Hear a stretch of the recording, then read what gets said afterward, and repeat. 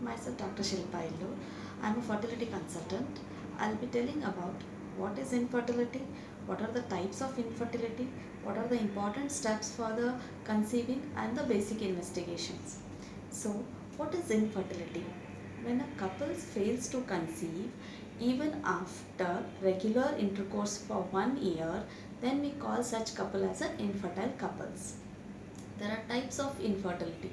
The primary infertility, when the female has never conceived in her life, and the secondary infertility, once she has become pregnant and trying for the second or third time and she is not getting pregnant, is called as secondary infertility. So what are the next important steps for the pregnancy to happen? One, in girl, she should be having a regular cycles and she should be ovulating regularly, and the men should produce an adequate amount of sperms, and he should have a normal semen parameters, and the fertilization should happen properly, and the transportation should happen in the fallopian tube to the uterus, and the proper implantation into the uterus. So for all these steps to happen, certain investigations we require from the both male side and the female side. For a pregnancy to happen normally, there is a 50% contribution from the female side and the 50% contributions from the male side. From the female side, what all the basic investigations we do? On the second day of the periods, if she comes, so most of the investigations can be completed. First, the scan will be done to know how is the uterus, how are her ovaries, how many follicles are there, any other pathology in the uterus like fibroid, endometriosis can be known. Next, coming to a blood test.